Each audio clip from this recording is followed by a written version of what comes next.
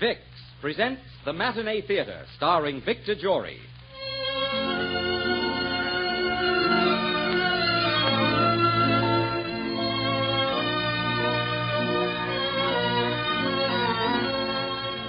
Vicks, the makers of Vicks Vapor Rub, Vicks Vatronol, Vicks Cough Drops, and Vicks Inhaler, brings you the Matinee Theater, starring Victor Jory in a most unusual Christmas play. A Stable in Bethlehem, Pennsylvania. First, here's a good thing to remember when you catch a cold. The best-known remedy for relieving miseries of colds is Vicks Vapor Rub.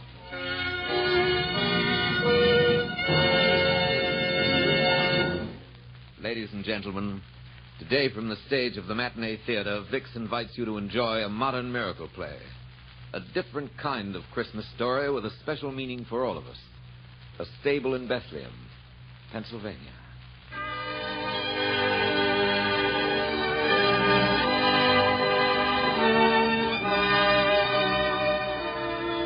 It's Christmas Eve, and behind the window of an exclusive Fifth Avenue club, two elderly men look out on the world with jaundiced eyes.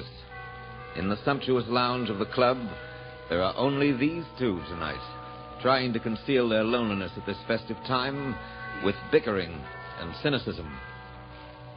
Oh, these chimes. I suppose we'll have to listen to those chimes all evening, Gordon. Yes, Christmas. The commercialism and hypocrisy of the whole thing turns my stomach, Townsend. Oh, that's something we agree on. It's all so obvious.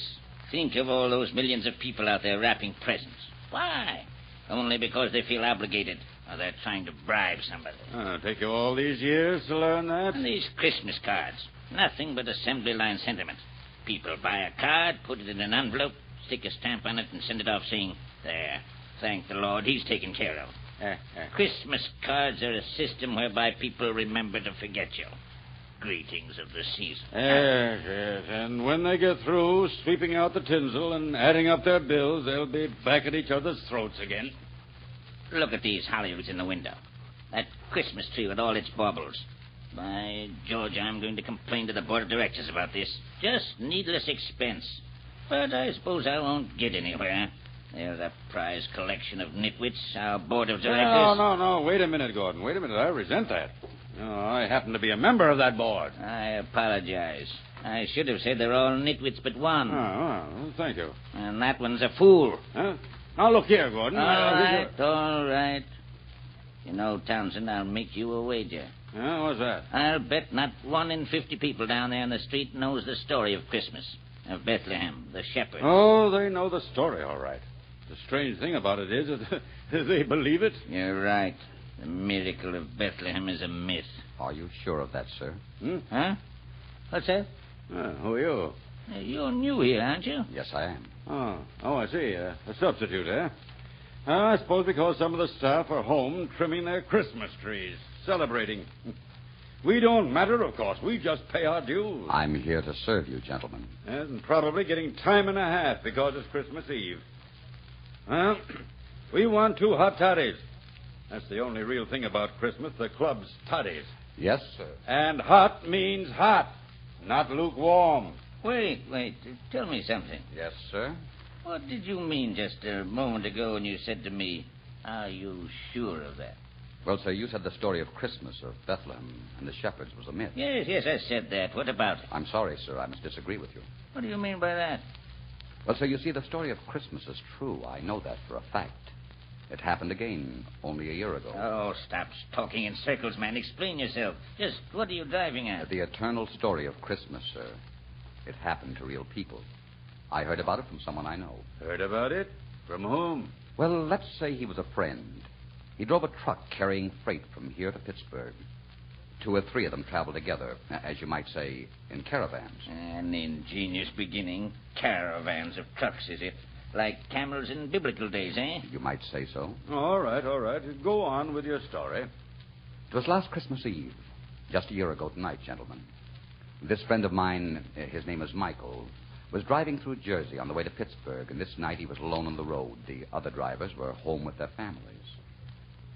As he passed through towns along the way, he saw the houses and churches lighted up, and his heart was heavy with loneliness. Suddenly, snow began to fall so thickly that he could hardly see anything ahead of him. Mike drove along slowly, feeling his way. And all at once, the figure of a man loomed up in the flood of his headlights, stood there, motionless in the middle of the road. Mike had to slam on his brakes so that he wouldn't run over him.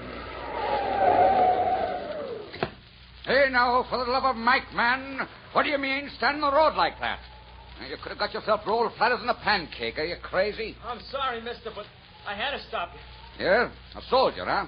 Well, what's the idea? What do you want? Are you heading west? Sure, that's my general direction. Why? Well, could you give us a lift? Just a little way even into some town, maybe? Us? Yeah, me and my wife. Your wife? What are you talking about, soldier? I left her back at a big sign over there while I tried to stop you. Back of the sign? Hey, what? Look, it kind of protects it from the wind. We've got to get into some town quick, mister. Yes, you said that before.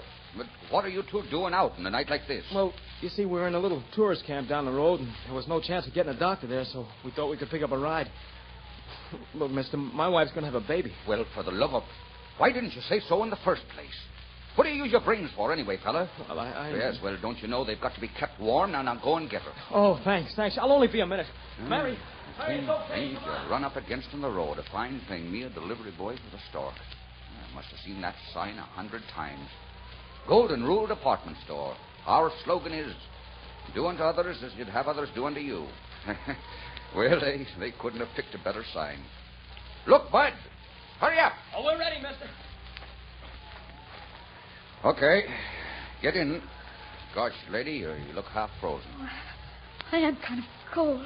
Well, when I shut the door, the engine will warm you up. Now, don't be afraid of crowding me. The seat's plenty wide for the feet. All set? Yes, sir.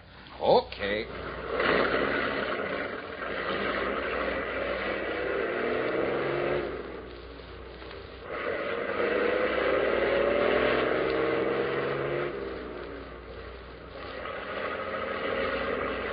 We'll find some place in the road and stop for some hot coffee.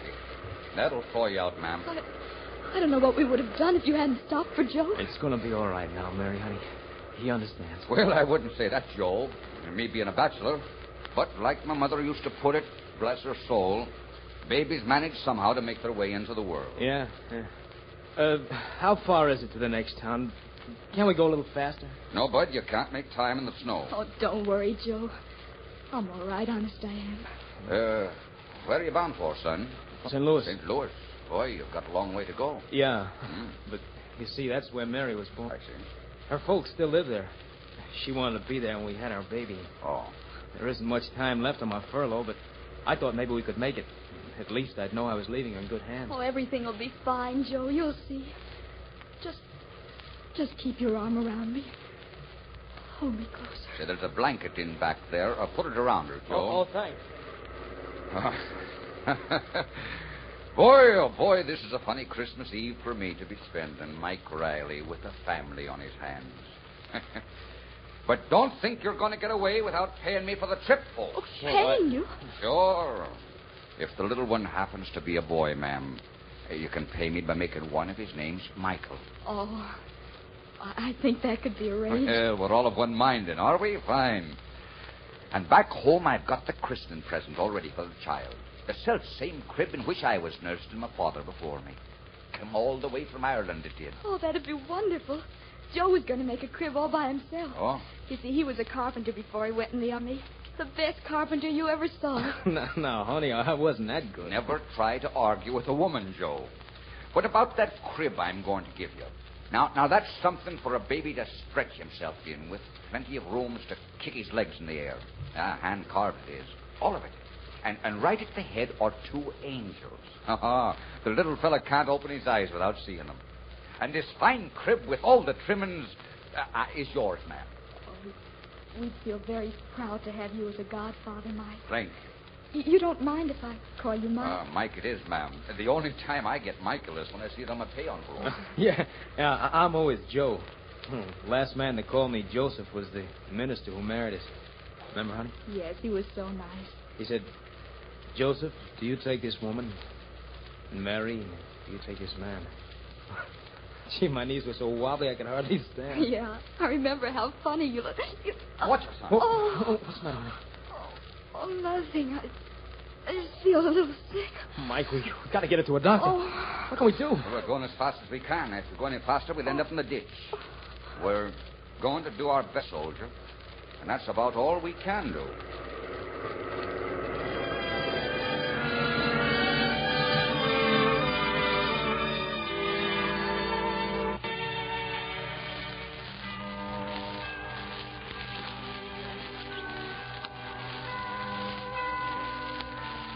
Well, what's the rest of your story? Why did you stop? I just thought you might want your hot toddies, sir. Well, never mind the tutties. You go on. Yes, go on, Joseph. Joseph, the carpenter, and his wife, Mary. I must admit the first part of your story has a very ingenious parallel. But where do we go from here? Well, the storm got worse and worse. And the truck staggered on through the blizzard. It was a night that never seemed to end. Joe and Mary held on to each other desperately, like two frightened children. Mike was groping for words to help them. It wasn't easy. Come out of it, you two, now, will you? Come out of it now. No matter what happens, you have each other. Think of me riding up and down this road day in, day out. You don't know what it means not to have someone you can put your arms around and love. Oh, I know, Mike, but Mary's hardly more than a kid. And we've had so little time together. Why, we haven't even got a... You don't know what you've got, son. You don't know what you've got compared to lots of other people. He's right, Joe. So right. Please, listen to him. Now, you take a fellow like me, Mary. I go along the road passing by houses with all the lights shining out at me and the kids laughing and dogs barking and people safe inside their houses. And it gives me an emptiness in my stomach. Because, you see, me and my truck, we could disappear into the darkness of the night and no one would care one way or the other. You know what I mean? We come into this world lonesome, and it's a wonderful thing when you can find someone to share it with you and fill all that emptiness. Well, what are you slowing down for, Mike? You stopping?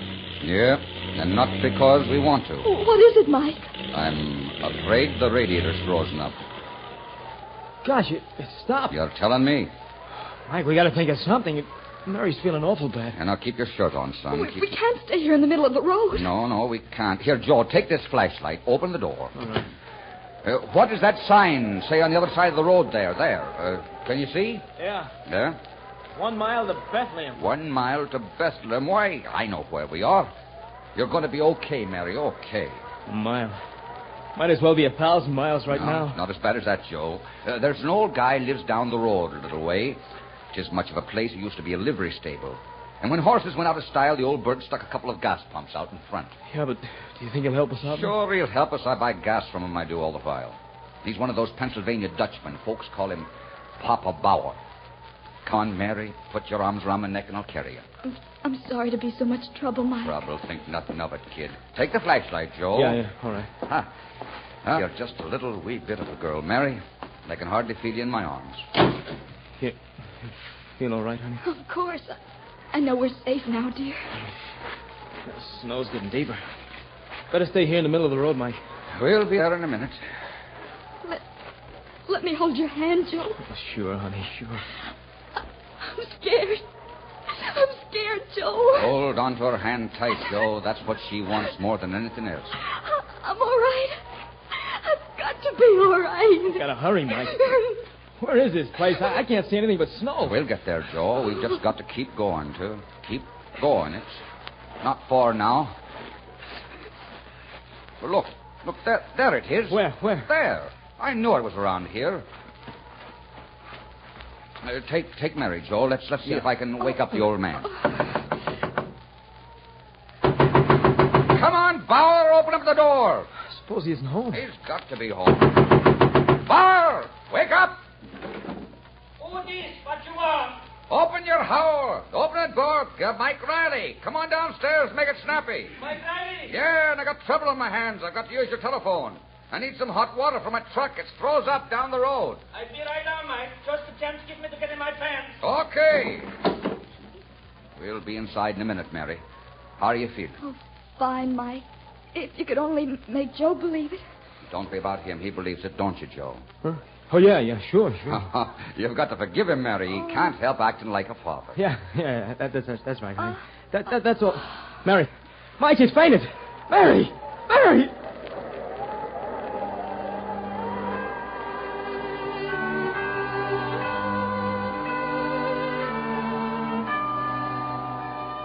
Well, they waited a few minutes. Joe and Mike and Mary. Minutes that seemed like hours. Papa Bauer finally came down and let them in. And there they were, Mary and Joseph and Mike Riley, in a stable near Bethlehem, Pennsylvania. That's pretty good. Mary and Joseph and Mike Riley. Yeah, but what about the shepherds and the wise men? Oh, they came. And there was a star, too. Oh, come now. Would you like me to finish, John? By all means. I wouldn't miss this for the world. No, Nerai, go on. Well, Mike and Papa Bauer started calling up doctors for Mary. But it was Christmas Eve. It didn't seem any of them were at home. They must have tried about 20 doctors, going right down the list. But all they got were maids who said they'd try and find Dr. So-and-so and tell him about it. They were getting desperate. Mary and Joe were upstairs in Papa Bauer's room, and they all knew Mary's baby would be born soon. This one's out, too. My. What do you have to do to get a doctor around here, anyway? Well, Mike, it's, Christmas Eve. Yeah, well, look, you keep on the phone, Bauer. I'm going upstairs. Let me know if you have any luck. I keep my drum.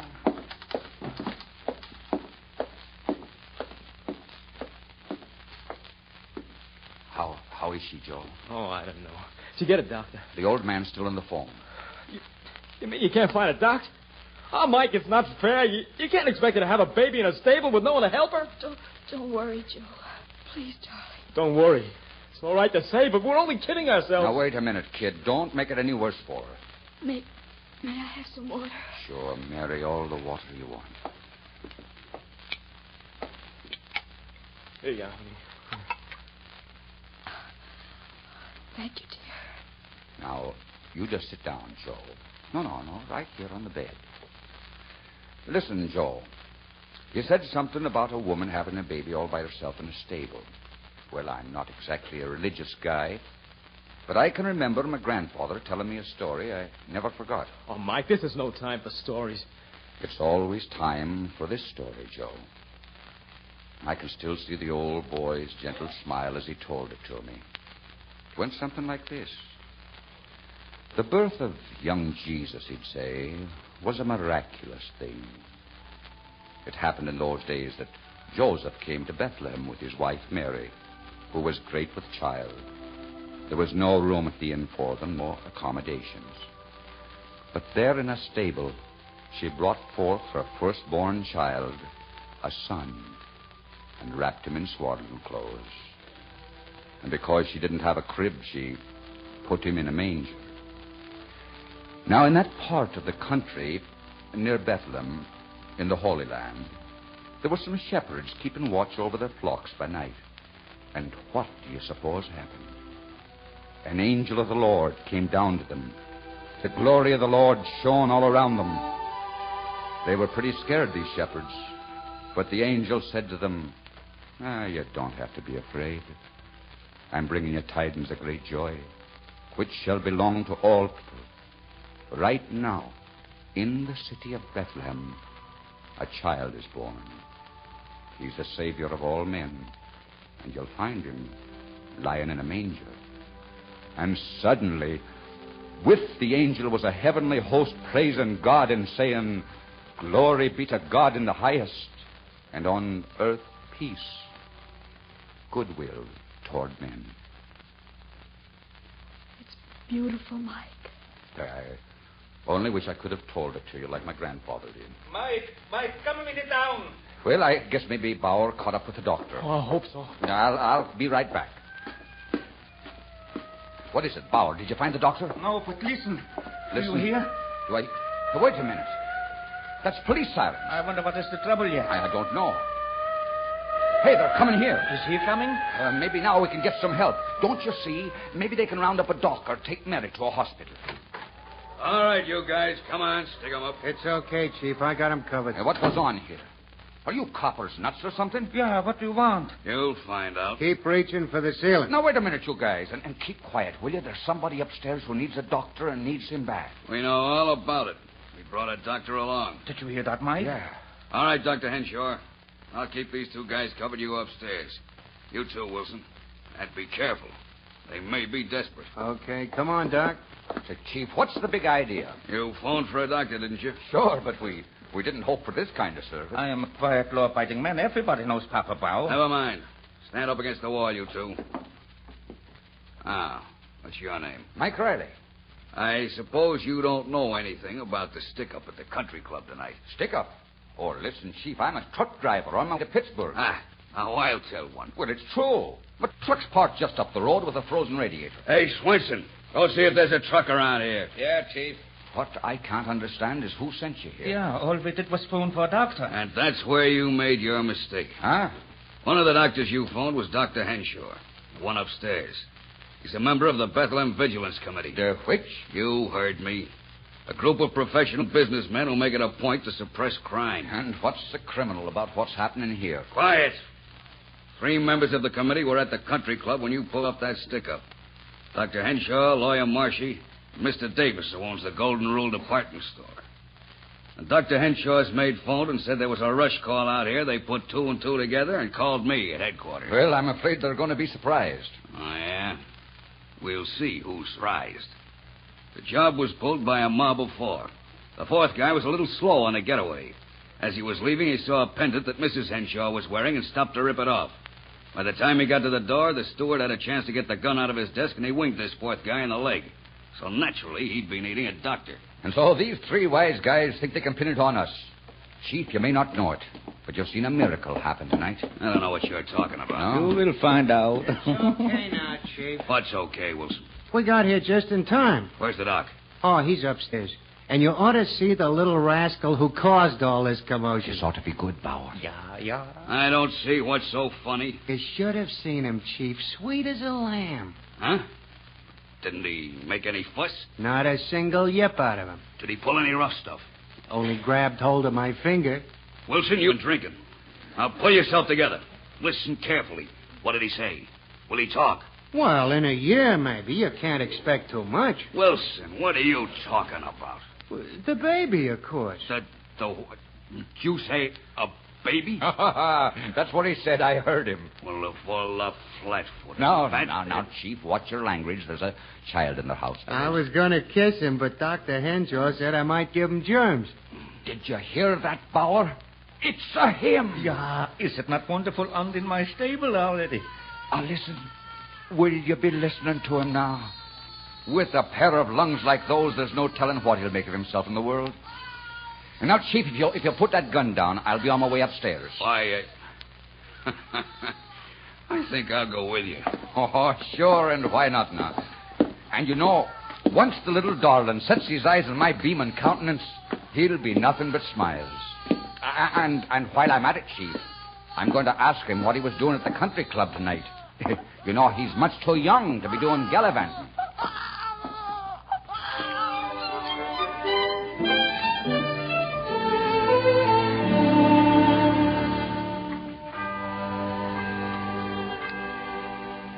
So you see, gentlemen, there was Mary, Joseph, and the baby in that stable in Bethlehem, Pennsylvania. There were the doctor, the lawyer, and the merchant, 3 very wise and good men. And though they'd made quite a mistake, the police were there, too. Shepherds of the law, you might call them. In many ways, it was like the story of that other Bethlehem. And, as I said before, there was even a star. A star? Oh, yes. Remember I said the policemen were trailing a stolen pendant? Yes. Well, that pendant was a star sapphire. And that's what the wise men and the shepherds were looking for when they arrived at Papa Bauer's stable. Well, star sapphire. Think of that. And did these wise men of yours bring gifts? Yes, sir. The merchant, Mr. Davis, brought clothes for the baby from his store, dressed him and warm. And the doctor gave Mary and Joe a big Christmas dinner, brought it all the way out to Papa Bauer's. Mike was there and half the police force. And what about the lawyer? Oh, he did his part. He made all the arrangements for Mary and the baby to go to her folks in St. Louis in real style. What do you think of that? What do I think of it? I think it's one of the most heartwarming stories I ever heard. I think it calls for a drink. Right, and you must join us, waiter. What do you say to some hot Christmas toddies? You're very kind, sir, but I must ask you to excuse me. Nonsense. Your story has turned what promised to be a long, dreary evening into a most enjoyable one. An evening I shall never forget. Hey, Gordon? I should say so. This is the first Christmas Eve in years that I haven't felt, Lonely is the word you're looking for, Gordon. Yes, that's it. Lonely. If I may say so, gentlemen, there's never any need for loneliness, and especially at Christmas time. There's a cure for loneliness, and it's very simple. All you have to do is to find someone who is poor and unhappy, and bring them the warmth of charity and understanding. Now, if you'll excuse me, I have to attend to my duties. You know, Townsend, there's something strange about that fellow. Yes, but I did enjoy his story. Townsend, maybe there's more to Christmas than we thought. Possibly we've built a shell around us, a shell through which the good things, the kind things can't get through. Yes, and it took a waiter to show it to us.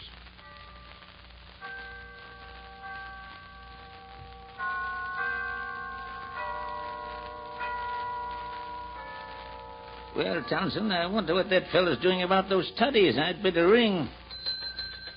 Now, why do you suppose he wouldn't have a Christmas toddy with us? Oh, I don't know. Probably Yes, gentlemen, did you ring? Oh, it's you, Tom. Why, yes, Mr. Gordon. Naturally. Oh, I thought you were off tonight, Tom. Oh, no, sir. Not on Christmas Eve. Well, then why did you have that other man wait on us? Other man? What other man? Why, the man who just left us. The man we've been talking to. I'm afraid I don't understand, sir. My station is just outside the door. Aside from you two gentlemen, I've seen no one enter or leave this room. What? That's right, sir. And I can assure you that we have no extra waiters on tonight. No extra waiters? What? Wait, Gordon. All right, Tom. Please bring us 3 hot toddies. Did you say 3, sir? Yes, Tom. 3. 1 for Mr. Gordon, 1 for me, and 1 for the, shall we say, the spirit of Christmas.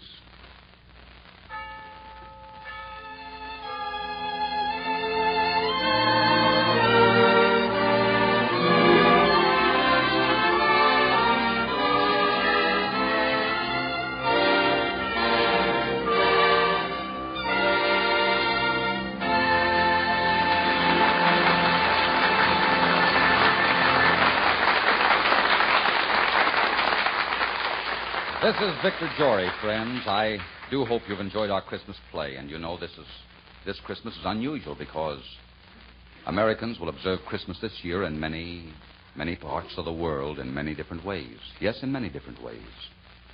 As one small voice in the never-to-be-stilled spirit of Christmas, I want to express you the deep and sincere holiday wishes of all of us who bring you Vic's Matinee Theater. Our producers, our cast, our director, our writers, and our technical men, Mr. Warno and his orchestra, and our sponsor, Vic's. To you, our audience, we say thanks for your many expressions of appreciation for our efforts, the knowledge that you're enjoying our productions, and to your relatives in the service of our country who can't be with you tomorrow, well, God bless them and bring them back safely for another Christmas. Thank you, and a very Merry Christmas.